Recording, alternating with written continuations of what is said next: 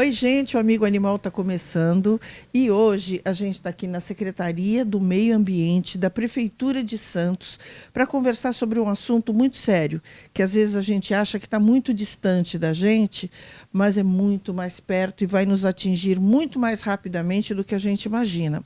A gente vai falar um pouquinho das mudanças climáticas e ninguém melhor para falar sobre isso do que o secretário do Meio Ambiente, Marcos Libório, que é um especialista no assunto.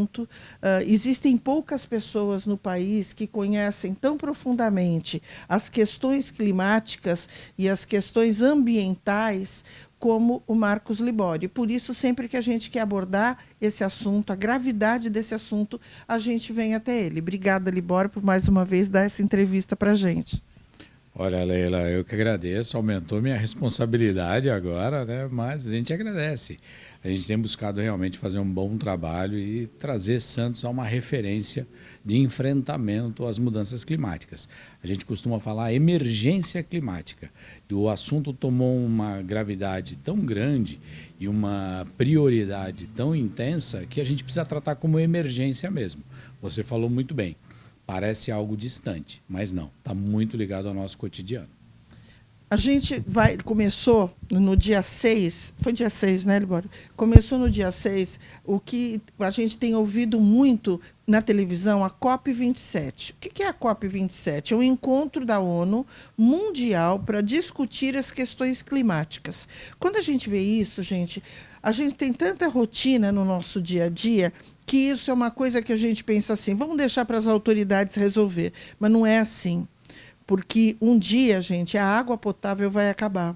E vai acabar não só para as autoridades, vai acabar para a gente também.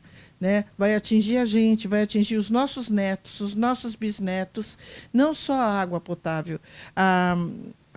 O desmatamento indiscriminado da Amazônia, os animais que estão morrendo nos polos pelo degelo, e tudo isso a gente vai conversar com o Libório sobre qual é a abordagem que você acha que deve ser dada à COP27 e o que uma pessoa comum, como eu, como nós, podemos fazer para colaborar para que esse desastre ambiental venha acontecer muito mais rápido do que a gente estava imaginando. Olha, Leila, assim, são pequenos hábitos, né, que acabam influenciando mundialmente. Só que o primeiro passo é você entender, se sensibilizar com a emergência. A COP27 ela tem um foco principal nesse ano a respeito dos combustíveis fósseis, a redução dos gases de efeito estufa, eliminar a queima de petróleo em excesso, gradativamente, até que a gente consiga, em 2050, realmente neutralizar as emissões de carbono. A opção por veículos não poluentes, por fontes de energia renováveis, isso aí faz parte da COP27 e desses acordos governamentais. Mas, principalmente, no nosso dia a dia, se nós priorizarmos o uso da energia solar, por exemplo, que é a fotovoltaica, a energia eólica, entender essa necessidade já ajuda bastante. Por quê? Porque a gente começa a cobrar este posicionamento dos governantes, este posicionamento dos investidores. Você falou uma verdade que é com relação à água. Se nós não cuidarmos dos recursos hídricos, em breve nós não teremos água potável suficiente para atender a população. Hoje, com relação a saneamento básico, somente 50% da população brasileira tem acesso direto a saneamento básico. Isso influencia em quê? Se o saneamento básico de 50% da população, o esgoto, está sendo jogado diretamente nos mananciais, nós estamos comprometendo também os recursos hídricos. Associado com a mudança climática, o desmatamento, a mudança dos regimes de chuvas, cada vez mais a gente tem eventos extremos. São tempestades, furacões, ressacas, muito mais intensas, com elevação da maré também, que acaba prejudicando o nosso cotidiano. São alagamentos, uma série de coisas. As cidades precisam funcionar. E aí eu falo que Santos tem sido pioneira nesse sentido, porque nós lançamos o Plano de Ação Climática, com várias medidas que já fazem parte do plano de governo. Aqueles bolsões, Libório, que foram colocados no mar para evitar que o mar entre. Aquilo já foi uma iniciativa, porque uma forma de conter, como se diz, já uma ação do desmatamento, uma ação do degelo, que já está afetando a nossa cidade, né? Sim, o projeto piloto da Ponta da Praia teve esse objetivo mesmo, né, de conter a energia das ondas. Essas ressacas cada vez mais intensas estão prejudicando ali o funcionamento e a segurança dos moradores. A colocação dos geobags na Ponta da Praia foi para recuperar o perfil de praia também e diminuir as energias das ondas. E, paralelamente a isso, a gente tem que entender que a drenagem da cidade precisa funcionar, porque a drenagem é por gravidade. Se a maré tem ficado alta, a água da chuva não consegue escoar. Então, a gente tem que investir em bombeamento também. Então, são medidas necessárias. Mas tudo isso faz parte de uma grande estratégia que precisa ser discutido de forma governamental. Por isso, Santos também vai ser citada na COP27. Nossa, que demais isso! Justamente, eu estava conversando com o secretário de Estado, subsecretário de Estado, o Trani, e o Plano de Ação Climática do Estado de São Paulo, que também tem participação de Santos, vai ser apresentado na COP27. E isso é muito positivo, porque são as ações que a gente tem feito aqui, de alguma maneira também levando a influência de adaptação para lá. Agora, você não acha, Libório, que isso envolve um grande plano que envolve também as empresas, por exemplo, no caso do petróleo, as empresas automobilísticas, né? Não sei se é assim que a gente fala, os fabricantes de automóveis. Hoje, eu preocupada com isso, eu estava pensando em trocar de carro, aí eu pensei assim, eu vou comprar um carro elétrico. Não tenho condições de comprar um carro elétrico, porque o carro elétrico custa muito caro. Ele custa uma fortuna. Então, de que forma você vai... eu vou comprar uma verdura orgânica. Ela custa o dobro da verdura normal. Então, eu percebo que muitas pessoas chegam e falam, eu vou trocar de carro, estou pensando em trocar um elétrico. Pô, mas eu fui ver, custa 180 mil reais, custa 200 mil reais. Então, e assim, a gente brincando, a gente não, se a gente for até Peruíbe, a gente não volta, porque lá não tem fonte para eu abastecer meu carro eletricamente. Eu volto de ônibus. Então, essa falta de infraestrutura, eu acho que essa falta talvez, de conscientização dos empresários, não adianta fazer carro elétrico, como a Toyota, por exemplo, diz que até 2000 e tanto todos os carros serão elétricos deles, se eles mantêm os preços nas alturas como vem mantendo. Então, pouquíssimas pessoas terão acesso a carro elétrico. O híbrido, então, nem pensar, né? Então, você não acha que falta essa junção, essa conscientização? É muito legal você ter falado dessa maneira, porque traz para a realidade. A realidade é ser acessível. Hoje não é acessível, né? Então, a gente precisa ter um investimento muito grande em tecnologia. E eu vou além.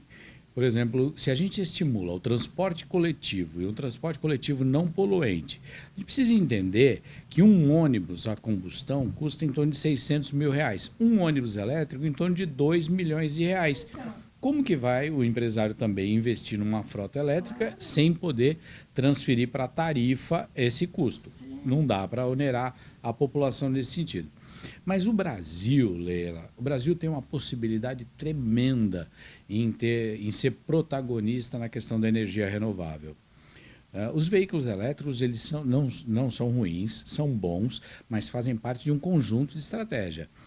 Combustíveis não poluentes, por exemplo, nós temos o próprio etanol. O etanol ele é menos poluente que o petróleo. E ele pode ser, o Brasil é um país, um dos únicos países que tem uma fonte alternativa menos poluente. Isso também precisa ser estudado. A outra coisa é que hoje ainda se queima muito diesel para gerar energia. Há muitas usinas que são movidas a óleo diesel para gerar energia elétrica. E a gente precisa gradativamente substituir essas usinas de forma governamental por usinas eólicas ou usinas solares. Da mesma forma, eu lembro quando começou o carro a álcool, foi um desmatamento absurdo para se plantar cana para poder vender o álcool. Também era assim, você está consumindo uma energia mais limpa, vamos chamar assim, mas destruindo o meio ambiente para poder plantar essa energia, né? Não, com certeza. Aí precisa ter, o equilíbrio é a palavra de ordem, né? A gente precisa ter equilíbrio. E na COP, uma das coisas principais que são discutidas é porque a Europa hoje ela vive uma situação de crise por conta da guerra Rússia e Ucrânia, em que alguns países retornaram a queimar carvão. Isso é muito difícil, porque você aumenta e atrasa, né, aumenta a queima de combustíveis que geram gases de efeito estufa e atrasa as metas que foram estabelecidas dos acordos governamentais. A preocupação é essa. O Brasil tem uma realidade um pouco diferente. A gente não queima carvão como fonte de combustível. A nossa energia é hidrelétrica e tem outras fontes renováveis. A gente precisa entender que o Brasil tem uma possibilidade de assumir um protagonismo forte nisso daí. E o resto do mundo, de alguma maneira, está lutando para gerar calor. O hemisfério norte luta para sobreviver e ele precisa gerar calor. Então, lá, o petróleo, a geração de energia para gerar calor é fundamental. O que a gente precisa entender é que o compromisso com a redução de emissão de gases de efeito estufa precisa ser suficiente também para garantir a vida. É uma sinuca de bico. Você falou, realmente, essa é a expressão. Mas, observa, o desmatamento ele altera o regime de chuvas. Alterando o regime de chuvas, os nossos reservatórios hidrelétricos foram construídos aonde chovia historicamente. Então, estava lá, tem uma média histórica de 100 anos, chove naquele lugar, em Furnas, sul de Minas, norte de São Paulo, constrói-se um reservatório hidrelétrico lá. Desmata a Amazônia, a chuva muda de lugar, porque os rios aéreos, que são as nuvens, acabam chovendo em outro lugar, e aí não chove onde tem o reservatório. E aí a gente tem crise hídrica e crise de energia. Então, essa estratégia ela precisa ser combinada. Ela precisa ser estudada de uma maneira... É muito complexo, né, Libório? É muito difícil. E um país do tamanho do nosso, controlar tudo isso é uma coisa assim, quase que um milagre. Eu queria que você me falasse, complementando essa sua fala, qual é a influência do oceano nisso? Porque eu sei que essa é uma praia sua, né? Falando, o oceano é a sua praia. Sei que você tem um amor muito grande por isso. E a gente teve um evento há pouco tempo que foi criado por você. Queria que você falasse um pouquinho qual é a influência do oceano nesse desastre ambiental que a gente está prevendo, que é uma realidade, a gente não está prevendo, é uma realidade. Olha, a ciência tem demonstrado que há um cuidado que precisa ser tomado mesmo. Você tocou num ponto especial que é a questão do degelo, né? Nós estamos alterando a salinidade do oceano quando colocamos de forma acentuada mais água doce. Se está tendo descongelamento das geleiras, das calotas, aumenta a quantidade de água doce. Se aumenta a quantidade de água doce... A fauna já vai para o brejo, né? Já começa. Você começa a ter alteração e já há medidas, por exemplo, nas cascas dos crustáceos, nas vidas marinhas mesmo, em que a falta de cálcio, a falta de sal acaba alterando também essa... Então você altera o ecossistema. A água doce tem um comportamento diferente da água salgada. Então você muda os regimes de corrente marinha. E tudo isso acaba influenciando. Só que a vida marinha influencia diretamente na nossa vida. A saúde do oceano influencia diretamente na nossa saúde. Se o oceano adoecer, nós adoeceremos junto. Então, esse é o cuidado. O Diálogos da Cultura Oceânica, a cultura oceânica, tende justamente a trazer esse alerta, né, para que a gente possa cuidar do oceano como cuidando da própria saúde. A nossa vida depende da vida no oceano. Nós nos alimentamos também com recursos que vêm do mar, né? Então, cada vez mais, se há um desequilíbrio, esse desequilíbrio chega na nossa casa. É uma preocupação.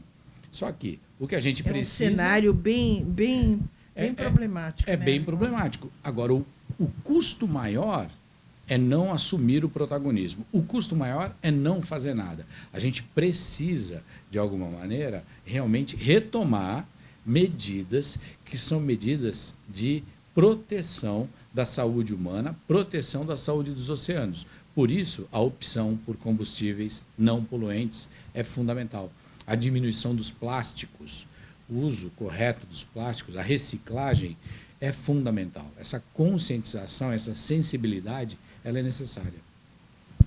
A gente ficaria aqui o dia inteiro falando sobre isso, mas, Libório, eu queria que, para a gente encerrar, que você dissesse, dá algumas dicas de que as pessoas que estão ouvindo a gente falam, tá, já estou apavorado o suficiente. Agora me diz o que eu posso fazer. Né? Quando eu for escovar o dente, eu fecho a torneira, depois eu ligo de novo para não deixar a água escorrendo. Ah, isso é bobagem? Não é, não. Você imagina milhões de pessoas fazendo isso, a economia que a gente faz. Né? Eu não vou ficar 2 horas meditando no banho, eu vou... O que mais você pode dar de dicas assim para pessoas que estão nos ouvindo e falando, tá, me diz o que eu posso fazer para ajudar, por exemplo.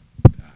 E assim, Leila, eu não sou um pregador da catástrofe, mas eu sou um cara que cobra comportamento e cobra posicionamento governamental mesmo. A gente precisa fazer as opções corretas.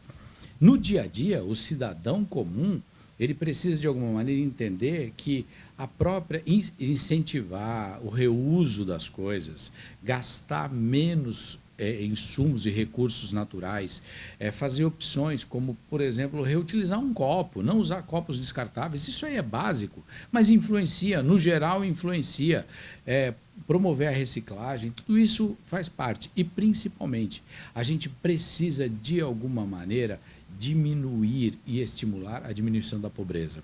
A pobreza, ela é um fator cultural também importante, porque as pessoas, quando não têm acesso à saúde, quando não têm acesso a recursos, acabam se colocando numa posição de vulnerabilidade.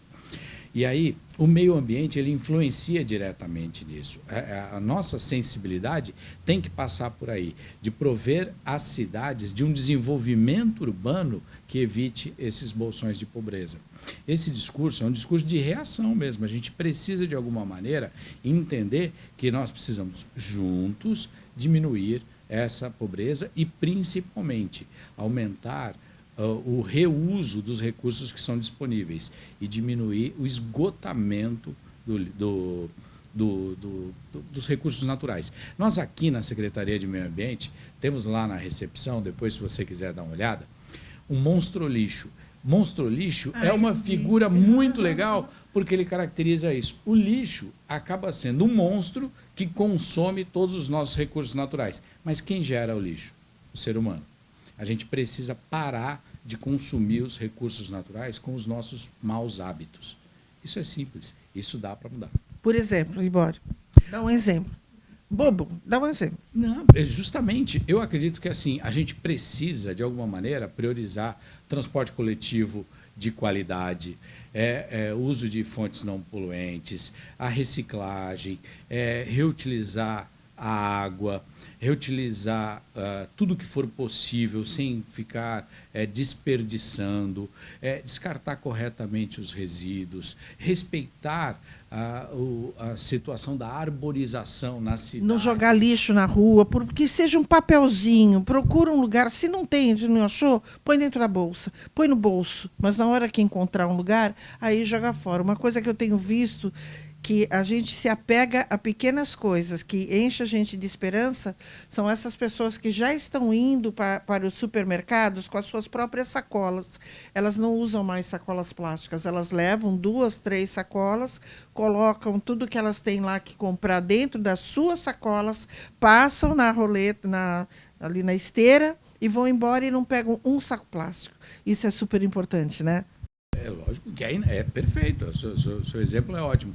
E aí a soma dos esforços acaba provocando uma mudança. Né? Você vê que um pequeno hábito, um pequeno gesto faz toda a diferença. E é assim que a gente vai construir. Se não fizermos nada, aí sim nós teremos aí esse cenário muito ruim. Mas se a gente conseguir reagir a tempo, aí sim a gente muda o nosso futuro. Bom, parabéns mais uma vez, Libório. A gente fica te ouvindo, a gente fica embevecido, é brilhante a tua fala. Você é uma esperança de que mais gestores tenham essa visão. Né? A gente costuma dizer, a gente que trabalha com animais, a gente fala assim, eu não preciso de gestor que pegue cachorrinho no colo, que seja apaixonado no animal, porque a paixão às vezes, sem conhecimento técnico, a paixão também mata. Então, a gente quer ter gestores, assim como você, Libório, que tem um conhecimento técnico e amplo de tudo, e, porém, entende que você precisa ter técnicos nos lugares para que você possa cobrar aquilo que você entende ser o correto para todos, né? Porque, afinal de contas, você é um gestor. Então, é muito importante essa postura que a gente gostaria que se refletisse, pelo menos aqui em todas as cidades da Baixada. Infelizmente, a gente não vê isso. Eu que tenho percorrido as cidades na Baixada, na questão mais diretamente do bem-estar animal, e é deprimente o que a gente encontra por aí, é pré-histórico. Então, eu quero te agradecer. E agradecer a você também, e agradecer a você também por ter nos ouvido, e qualquer dúvida que você tenha, qualquer coisa que você queira nos perguntar, se a gente não souber responder, a gente volta aqui no Libório, tá bom? Até a semana que vem.